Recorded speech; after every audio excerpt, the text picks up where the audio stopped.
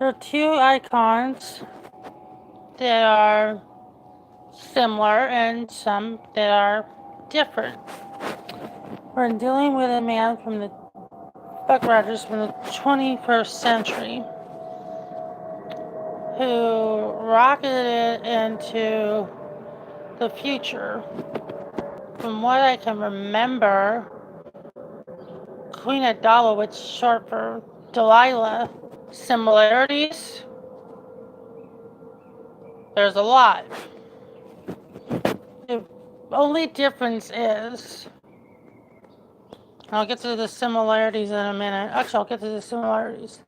Sci-fi shows, they had villains. Doctor Who had villains. Buck Rogers had villains.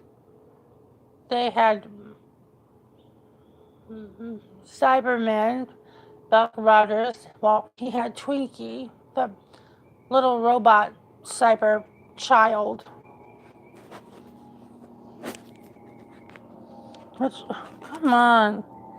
Twinkie, the little cyber, cuter than those damn Daleks, I'll tell you that much. But yes, he was still a robot, but a cute one. He was little, so it was accurate and he was cute. They had danger, suspense, romance, intrigue, mystery, drama. Drama for your intergalactic mama. Man, has it been hot like a you-know-what. The only thing is, John Sims wasn't even around in 1980. And I remember Buck Rogers in 1980s. Ronald Reagan was still in office in 1980s. Believe me, I remember that. And I'm not a Time Lord. I was born way after Doctor Who.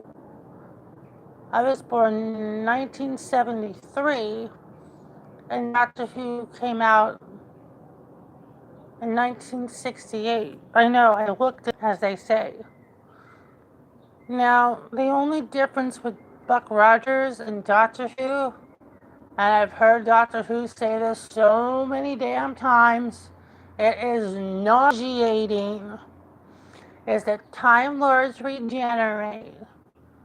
And the girl mentioned that we humans, we grow old.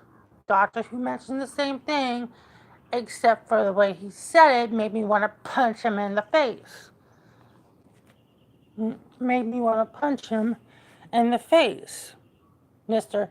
Time Lords regenerating human beings decay, wither, and die. Yeah, I want to ram my foot up your ass. Hard. Now, they never done jujitsu or karate in Doctor Who. Definitely. Now, I believe the guy that played Buck Rogers was also on Little House on the Prairie. Because I definitely remember that show. And I remember that show. And no, I'm not a Time Lord. Just a fan of different style of TV shows. Western, sci-fi, even a little bit of Fresh Prince. Yeah, that's what I know. Only difference is Buck Rogers never, ever, ever abandoned his friends. Can't say the same about Doctor Who. He did that a number of times I can't even begin to count. Can't even begin to count how many times he's done that. He didn't even go back for Rose. Buck Rogers would have gone back for his friends.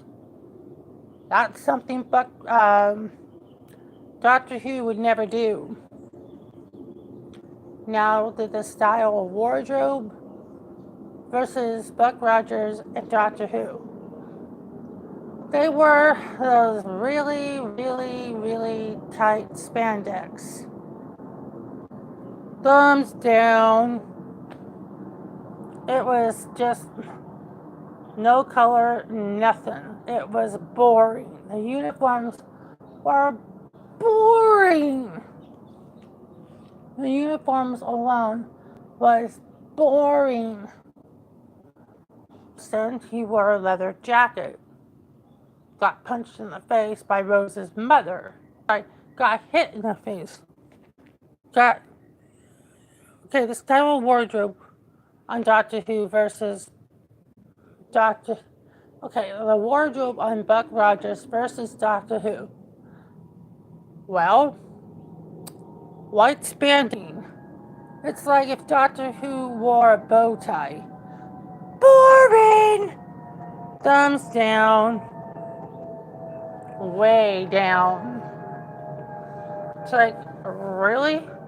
And by the way, this is my phone, my YouTube channel. So what I talk about on my phone is how I feel. To other YouTube Doctor Who fandom out there. The only sci-fi show that I hate, is a freaking Twilight. The only sci-fi show that I can't stand is the Twilight Zone. Ugh. Although the plastic dummies that came after Rose, yeah, stale, boring, lame. Cybermen, not so much. Those were frightening, intimidating villains. I mean, the Master was pretty intimidating himself, but still, I had to compare the Master to the Cybermen every time. Sorry, John Sims, but the Master is not creepy.